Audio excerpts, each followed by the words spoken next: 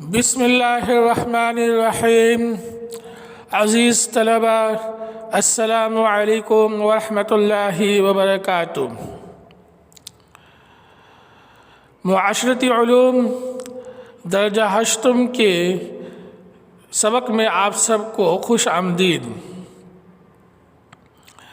عزیز طلبہ، امید ہے آپ معاشرتی علوم کا پہلے سبق سے کام مکمل کر چکے ہوں گے، مختصر اور بیانیہ سوالات و جوابات لکھ چکے ہوں گے، فہرست بھی تیار کر چکے ہوں گے۔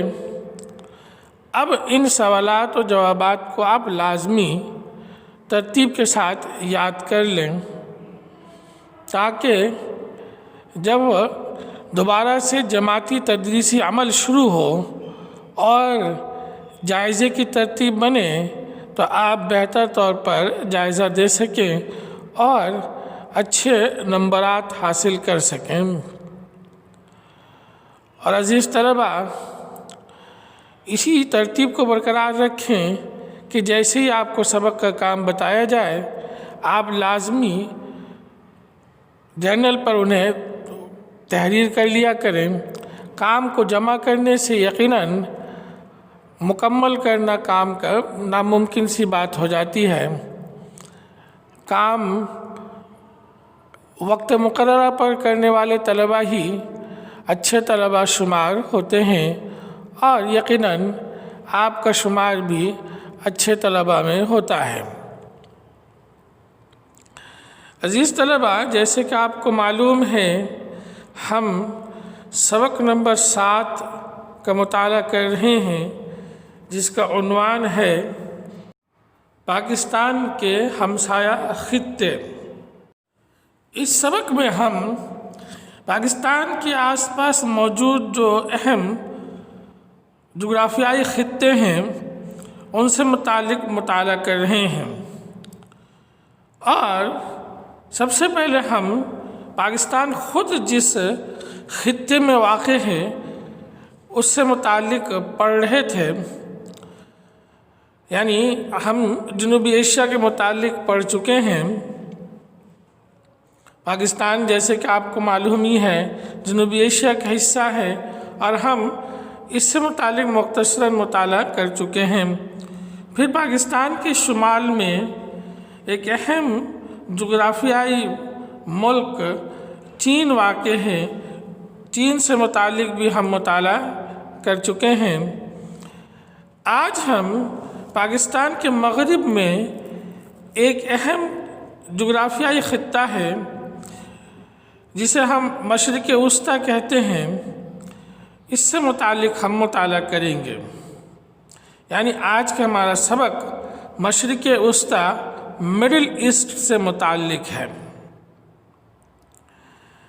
عزیز طلبہ، آپ کا یہ سبق صفحہ نمبر 51 پر موجود ہے۔ کتاب کھول لیں اور سبق پر نظر رکھیں، اہم نکات کو، اہم پوائنٹس کو ہائی لائٹ کریں، نوٹ کریں اور بعد میں انہیں رف کاپی پر تحریر کر کے لازمی یاد کریں گے۔ عزیز طلبہ، مشرق وسطیٰ مڈل ایسٹ سے مراد یوں آپ سمجھیں کہ یہ وہ ممالک ہیں جو دنیا کے مشرقی حصے میں واقع ہیں اور مشرقی حصے کے درمیان میں واقع ہیں۔ وسطیٰ یعنی مڈل سے مراد درمیان ہے، اور مشرقی سمت میں دنیا کے زمین کے مشرقی سمت میں واقع ہیں۔ اسی بنیاد پر ہم انہیں مشرق وسطیٰ کا نام دیتے ہیں۔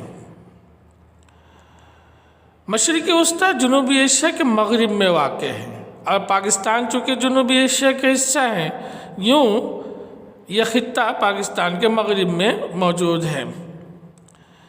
آئیے مشرق وسطیٰ سے متعلق مختصراً معلومات ہم حاصل کرتے ہیں۔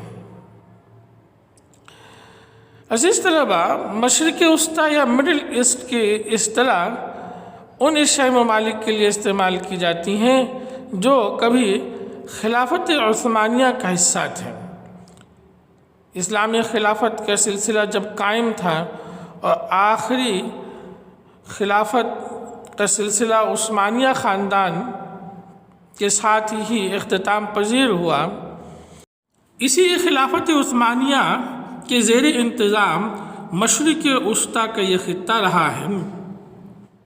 مشرق وسطیٰ میں بحرین، سائپرس، مصر، ایران، عراق، اردن، کویت، لبنان، عمان، قطر، سعودی عربیہ، شام، ترکی کا ایشیا کا حصہ، متحدہ عرب امارات، یمن، سوڈان اور لیبیا کے ممالک شامل ہیں۔ اس خطے میں سب سے بڑا مذہب اسلام ہے اور ایران، ترکی کے علاوہ باقی تمام ممالک میں عربی زبان بولی جاتی ہے۔ ترکی میں ترک زبان اور ایران میں فارسی زبان بولی جاتی ہے۔ یہ خطہ بنجر اور نیم بنجر ہے، یعنی یہاں کھیتی باڑی بہت کم ہوتی ہے، زرخیز زمین بہت کم ہے، البتہ کہیں کہیں گھاس کے میدان اور نخلستان موجود ہیں۔ تمام خطے میں ریت کے ٹیلے اور صحرا عام نظر آتے ہیں۔ پہاڑی سلسلے صرف ایران اور یمن کے کچھ حصوں میں موجود ہیں۔ ایران میں موجود پہاڑی سلسلے کو ابروز کہا جاتا ہے یا البروز کہتے ہیں، جس کی سطح سمندر سے اوسط بلندی 5610 میٹر ہے۔ عراق کا مشرقی اور شام اور اردن کے شمالی حصے میں بھی پہاڑ موجود ہیں۔ اس سارے خطے میں بارش کا فقدان ہے، بارش بہت کم ہوتی ہے، اس لیے زراعت بھی کم ہوتی ہے۔ اس خطے کے غریب ممالک میں زیادہ تر لوگ خانہ بدوشی کی زندگی بسر کرتے ہیں، یعنی یہ سفر میں رہتے ہیں، جہاں خوراک اور پانی میسر آ جائے وہیں بسیرا کر لیتے ہیں۔ لیکن دریائے نیل کی وادی میں نہ صرف مستقل بستیاں ہیں، مستقل آبادیاں موجود ہیں، بلکہ یہاں کاشتکاری بھی وسیع پیمانے پر کی جاتی ہے۔ دریائے نیل کی وجہ سے دریائے نیل کے پانی کو استعمال کر کے یہاں کاشتکاری بھی وسیع پیمانے پر کی جاتی ہے۔ معدنی تیل مشرقی وسطیٰ کی مڈل ایسٹ کی سب سے اہم دولت ہے۔ اس خطے کے کئی ممالک معدنی تیل کی دولت سے مالا مال ہیں، جن میں سعودی عرب پہلے نمبر پر آتا ہے۔ سعودی عرب کا مشرقی ساحلی علاقہ معدنی تیل کی پیداوار کے حوالے سے بے حد اہم ہے۔ اسی علاقے کے ساتھ کویت، عراق اور قطر کے معدنی تیل کے ذخائر بھی موجود ہیں۔ دنیا کا تقریباً 71% 71% کروڈ آئل تیل، معدنی تیل صرف مشرقی وسطیٰ کے تیل کے کنوؤں سے نکلتا ہے۔ دنیا میں معدنی تیل کی کل پیداوار کے 33% سعودی عرب، 12% ایران، 9% کویت، 9% متحدہ عرب امارات اور 5% حصہ عراق سے نکلتا ہے، اور یہ سارے ممالک مشرق وسطیٰ مڈل ایسٹ کے ممالک ہیں۔ پاکستان کے مشرق وسطیٰ کے تمام ممالک کے ساتھ مضبوط تعلقات ہیں۔ عزیز طلبہ، پاکستان کے مغرب میں واقع جو اسلامی ممالک ہیں، مڈل ایسٹ کے جو ممالک ہیں، مشرق وسطیٰ کے تمام ممالک کے ساتھ بہترین مضبوط برادرانہ دوستانہ تعلقات ہیں۔ پاکستان اسلامی سربراہی کانفرنس کا فعال رکن ہے۔ اسلامی سربراہی کانفرنس OIC اسلامی دنیا کا ایک اہم تنظیم ہے، اسلامی ممالک کی سب سے بڑی تنظیم ہے۔ پاکستان اسلامی سربراہی کانفرنس کے دوسرے اجلاس کی میزبانی بھی کر چکا ہے۔ یہ کانفرنس لاہور میں فروری 1974 میں منعقد ہوئی تھی، اور اس میں لگ بھگ اس وقت موجود 40 اسلامی ممالک کے سربراہوں نے شرکت کی تھی۔